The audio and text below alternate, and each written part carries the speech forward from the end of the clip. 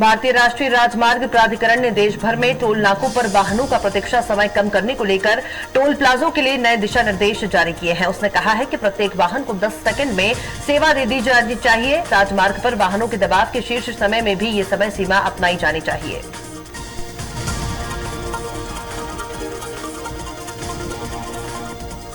देश में पेट्रोल और डीजल की कीमतों में इस महीने 4 मई के बाद आज 14वीं बार बढ़ोतरी दर्ज की गई है।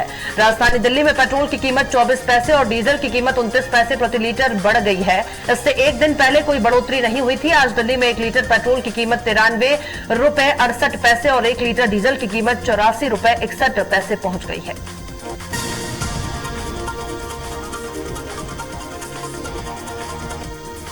दुनिया की सबसे बड़ी ई कॉमर्स कंपनी अमेजन के सीईओ जेफ बेजोस ने अपना पद छोड़ने की तारीख का ऐलान कर दिया है। बेजोस 5 जुलाई को अपने पद से इस्तीफा देंगे। 27 साल पहले इसी दिन अमेजन कंपनी की स्थापना हुई थी।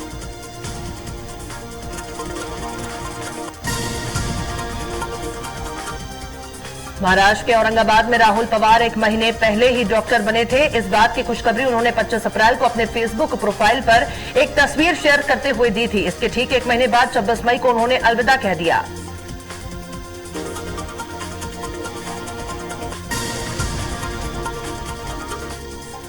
देश में जानलेवा कोरोना वायरस की दूसरी लहर बरकरार है। कई राज्य कोरोना वैक्सीन की कमी से जूझ रहे हैं। इस बीच अमेरिका की फाइजर कंपनी इसी साल भारत को 5 करोड़ टीके उपलब्ध कराने को तैयार है, लेकिन वो क्षतिपूर्ति सहित कुछ नियामकीय शर्तों में बड़ी छूट चाहती है।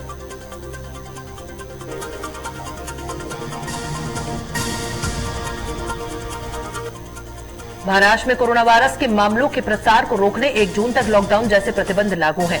और इस बीच महाराष्ट्र कैबिनेट मंत्री असलम शेख ने मंगलवार को राज्य में आधी वयस्क आबादी का टीकाकरण पूरा किए बिना प्रतिबंधों को हटाने को लेकर आगाह किया है।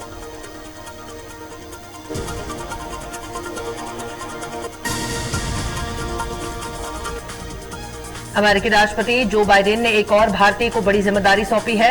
राष्ट्रपति ने भारतीय अमेरिकी नागरिक अरुण वेंकटरमन को संयुक्त राज्य अमेरिका और विदेश वाणिज्यिक सेवा के महानिदेशक के रूप में नियुक्त किया है। साथ ही उन्हें वाणिज्य विभाग में वैश्विक बाजारों के सहायक सचिव के लिए भी नामित किया गया है।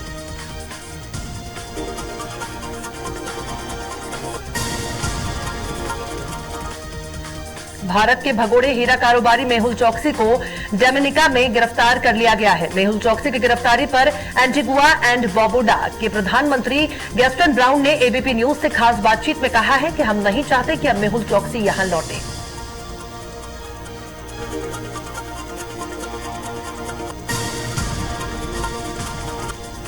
दक्षिण अफ्रीका के पूर्व राष्ट्रपति जैकब जुमा के खिलाफ भ्रष्टाचार मामले में सुनवाई बुधवार को शुरू हुई। अभियोजन ने कहा कि करीब 1 दशक के कार्यकाल में उन्होंने 700 से ज्यादा बार रिश्वत ली। भ्रष्टाचार मामले में सुनवाई उनके कुछ कथित अपराधों के 25 साल से अधिक समय बाद शुरू हुई है।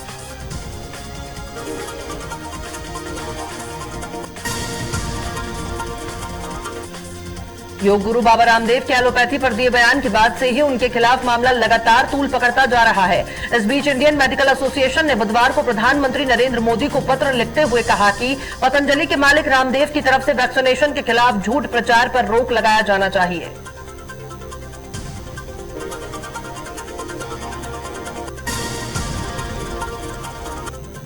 विदेश मंत्री एस जयशंकर ने बुधवार को अमेरिका के पूर्व राष्ट्रीय सुरक्षा सलाहकार जनरल एचआर मैकमास्टर के साथ बातचीत के दौरान आतंकवाद पर भारत की मंशा साफ की है। उनका कहना है कि भारत आतंकवाद को बर्दाश्त नहीं कर सकता और न ही कूटनीति के रूप में इसे जायज बता सकता है।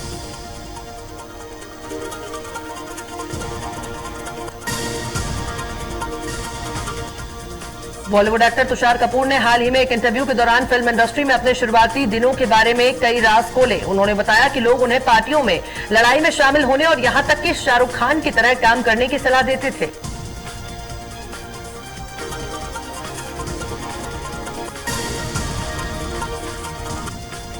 महान भारतीय धावक मिल्खा सिंह के फैंस के लिए बड़ी राहत की खबर आई है।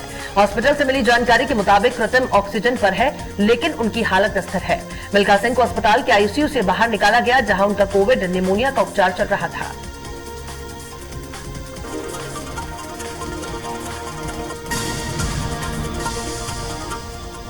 पैट कमिंस की टीम कोलकाता नाइट राइडर्स के लिए 14वें सीजन की शुरुआत बिल्कुल अच्छी नहीं रही। केकेआर हालांकि अपने बुरे फॉर्म से उबरती हुई नजर आ रही थी, लेकिन तभी टूर्नामेंट को स्थगित कर दिया गया।